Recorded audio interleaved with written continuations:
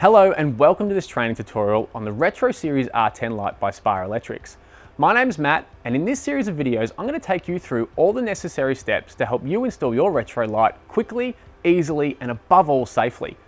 Now the Retro Series light is a 12 volt LED pool light. It produces almost 3,500 lumens and it's designed to replace existing 300 watt par 56 or 10 inch pool lights. So in this first video we're going to have a look at the site to help you identify whether your pool is retro ready, and to do that we're going to start at the power supply.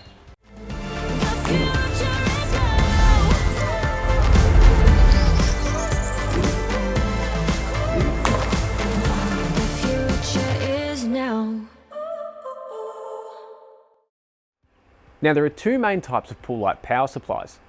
Older sites typically use 120 volt mains power. However, in recent years, due to safety concerns, many new pool lights are now using extra safe low voltage transformers. To identify which type of power supply your pool lights operate from, find the conduit extending from ground level at the equipment pad and trace that back to the GFCI outlet. If the conduit connects directly to the GFCI, your pool light is most likely 120 volt. If this is the case, then you will need to install a low voltage transformer such as our LVX range before continuing. For this, you will need a registered electrician. If you are an electrician, then you need to follow your local electrical code to make sure you install the transformer correctly.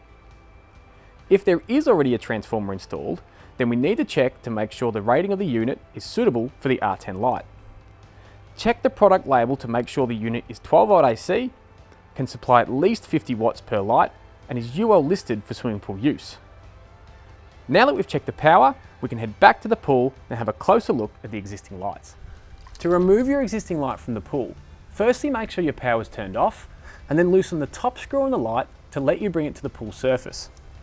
Now the Retro Series light doesn't require you to replace your existing cable. Using its UL listed quick connect plug, you can connect this onto the existing cable, saving you a lot of extra time and hassle on site. To make sure the plug works with your existing cable, simply check the markings on the cable and make sure they're between 12 and 18 gauge wire and the outside diameter is no more than 14 millimeters or 9/16 of an inch.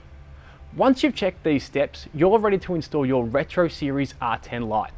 Thanks for watching and be sure to check out the other videos in our series for more information on the installation process.